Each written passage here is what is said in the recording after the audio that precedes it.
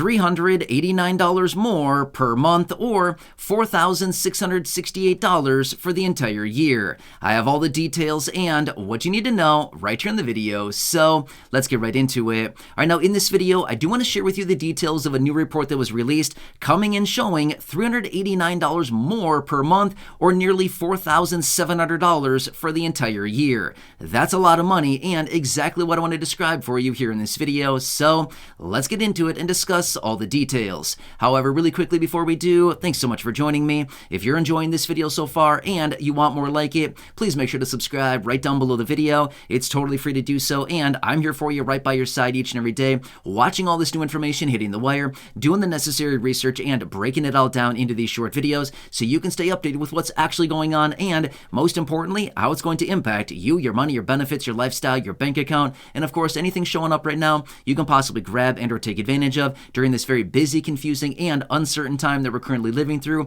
No matter what, I'll continue to be here for you every single day to help you out in any way that I possibly can, as that's my dedication, and of course, I'm going to stick to that, and I truly want to be here as much as I can. We've got to stick together through this time, as it is a very, very busy time. So again, thanks so much for joining me. Please subscribe down below if you haven't done so yet, and let's get into it and talk about the details of this report, and when is it finally going to end? You'll know what I'm talking about here in just a second. All right, so this report is coming out now showing the average household is now spending, because of our best friend, inflation. It's not our friend at all, but because of inflation right now, the average household is spending an extra $389 more every single month versus what we were paying last year at this exact same time for the same old goods and services that we were buying a year ago. That's a lot of money, an extra $400, nearly an extra $400 a month, or like I said at the beginning of this video, that calculates out to $389 a month, comes out to just under $4,700 for the entire year. $4,668 is how much it is more for the entire year that we are now paying for the same old things we were buying 1 year ago, just because of inflation. That does not take into consideration something else that I've talked about here on the channel, which is shrinkflation. Have you heard about this? This is something that's coming in as well. So maybe prices are not rising as rapidly on things, but we might be wondering, but why?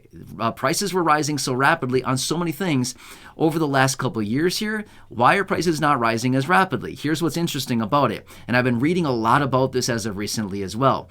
Here's what's happening. There's something called shrinkflation. Now, let me give you a quick example.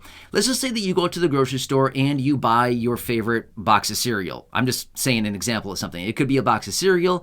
It could be a bag of chips. I mean, literally anything, right? But here's the example I want to give you. Let's just say a year ago, or let's just say 2 years ago, for example, or 3, it doesn't really matter. You were to buy the same exact box of cereal and it was, say, $5. And you would get, say, maybe, I don't know, 20 ounces of cereal, okay? Again, I'm just making up some numbers here to kind of give you the illustration of what is exactly happening and shrinkflation that we're all dealing with. So a year ago, you bought a box of cereal, 20 ounces of cereal for $5. Now you go out and you buy the same box of cereal, $5. Awesome. The price has not changed. However, how much are you getting? Now maybe you're getting 18 ounces rather than 20 like what you were getting a year ago, right? So this is what they're calling in shrinkflation, and this is what's happening and what's really going on right now. So these manufacturers and food suppliers, and it's not just food, it's a lot of other things as well, but basically what they're doing is they're shrinking packaging size so that they don't need to give you as much product for the same price. So it looks like, wow, what a bargain. Prices have not gone up over the last 12 months. Well, prices are going up, as we all know, but yet we're getting less for that money, okay? That's what's going on here. So in conjunction with rapidly rising prices, we're also seeing this shrinkflation as well. Now, again, let me ask you really quickly. Have you noticed this? I know that I've certainly noticed this. You look at a couple different things and it's like, I'm pretty sure this was a lot bigger like a year ago. You know what I mean? There's so many things out there, or you buy something and it's like, I'm pretty sure this box was a lot more full a year ago, or there was a lot more content here, or there was a lot more of something we were getting for the same old price. Now it looks like we're paying a lot more and we're getting a lot less. Have you noticed that in your local area? with some of the things that you're buying, I'm sure if you look at it and if you pay attention to it, you've probably noticed this, right? It's what's happening. And this is one of the ways that some of these food manufacturers, and again, it's not just food at all, it's a lot of other things as well, but this is one way that they are trying to get away from raising prices, is just by giving us less substance, right? Giving us less contents in the box. Sad situation. Yeah, anyway, they're trying to pull a fast one, and unfortunately, a lot of people may not actually notice this unless it's really blatantly obvious. But a lot of times it's just a small little change, a couple ounces here and there. Like with the cereal example that I gave you, maybe it's just a little 2-ounce difference, which really isn't that much of a difference. But across hundreds of thousands or millions and millions of boxes of cereal, guess what? It adds up a ton, right? That's a lot of extra boxes of cereal when it comes down to it. So anyway, thought that was pretty interesting. Wanted to share that with you. But this is what the report is now showing. So let me ask you this much. Do you have an extra $389 of income every single month right now versus what you had a year ago? I'm going to go ahead and guess probably not. Is your income $4,668 more this year than what it was last year or the year before? Again, probably not. For most people, the answer is no, right? Well, as a result of that, what are we supposed to do? If the average household is paying out an extra $389, again, on average per month, or $4,668 a year, if we don't have the extra money, then what are we supposed to do? Well, unfortunately, this means a lot of people are cutting back, right? So as a result of that, rather than actually spending the extra money, a lot of people simply are just not spending the money in the equivalent of that $389 again on average, or in some instances, unfortunately as well, some people are taking out personal loans, some people are taking out lines of credit, some people are opening new credit cards or floating balances on existing credit cards. Again, super sad situation to float balances on credit cards, especially right now with interest rates as high as they are. It's getting very expensive to borrow money, right? If you float a balance on a credit card, you're probably going to be paying around 20+% interest on that credit card just to borrow a little bit of money on it, right? That adds up really, really quickly. And where does that money go? Well, it goes right into the pockets of the bank because, we're borrowing money from the bank essentially. And then as a result of that, we're paying a huge, huge interest rate to the bank. Okay, right. So super sad situation. But again, this is what's going on. In fact, we're over $1 trillion of credit card debt in this country as of right now. Just credit card debt collectively across all the consumers, 1 trillion. Not a billion, not a million, not 1,000, trillion, okay? That's a huge number. That is a really, really big number as far as total credit card debt in this country. And it's been going up a lot. About $30 billion a month is how much the credit card debt is going up on a monthly basis. It's about, what is that? I can't even figure that out. Is that $10 billion? Is that $10 million a day? Is that right? No, I think that's right. Anyway, I don't know. I'm confusing myself now, right? The numbers get too big. Sometimes I'm like, what does that mean? You know what I mean? Sometimes I confuse myself with these big numbers. My point is, it's about $30 billion a month is what it's going up. So that's a lot. That is so much money that people simply don't have to buy the basic necessities and things like that. But these are what the reports are now showing. And again, I would like to bring this to your attention so we can really see what's going on.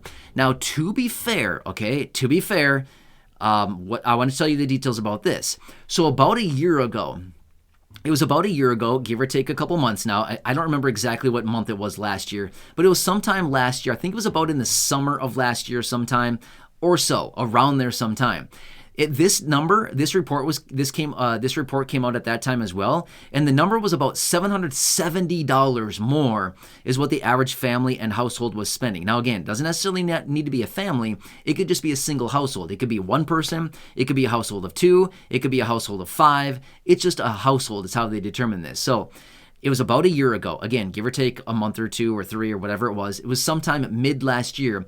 I remember seeing this report that came out and showed the average household at that time was spending about $770 more per month. How? How is somebody supposed to afford that, right? That's craziness. Where does that money come from? Well, it comes from a couple different places. Number one, if somebody is lucky enough to have savings, well, then they're depleting their savings.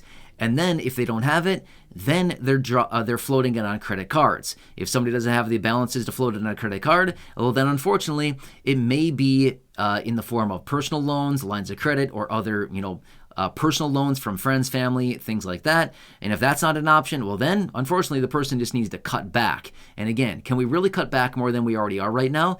In fact, I saw another report that came out showing that there's about 25% of the population in this country right now that is experiencing food insecurity. In other words, they don't have enough food. That's just a fancy way of saying 25% of the population does not have enough food right now. It's a lot of people, right? Considering the population in this country is about 334 million or so people in this country. So what is that? 160, that's about 80 million people, roughly. Is that right? Yeah, it's about 160. It's roughly about 85 million people or so, roughly doing some math here. It's about 85 million people in this country that are experiencing food insecurity right now. It's a lot. Again, it's a lot of people, right, that are by no fault of their own experiencing food insecurity. And a lot of that had to do with the expiration of the SNAP benefits, as in the extra allotment back in March, right? The beginning of March when the extra allotment expired. Anyway, a lot of weird reports coming out right now, but again, we can clearly see that this inflation situation, even though it has apparently come down according to what they're telling us, it is still a really, really tough time right now for a lot of people, especially the low income and fixed income. And you can clearly see yet again from this report right here, how much more money is going out the door for the average household just to keep the basic necessities that we were getting a year ago. It's a lot of extra money that people simply do not have right now. Either way, I like to bring these reports to you so we can all clearly see what's going on right now. And these are the details. And of course, as I get more information out of Congress, more bills, packages, and proposals, anything popping up right now we can possibly grab as low income or fixed income beneficiaries, of course, I'll bring that to your attention right away. So again, thanks so much for joining me. I really do appreciate it. We got to stick together through this time. So again, please subscribe down below if you haven't done so. Share the video with your friends, family, social media. Go back and check out those other thousands and thousands of videos here on the channel. Until next time, enjoy your day, take care, have a good one, and catch you again later in the next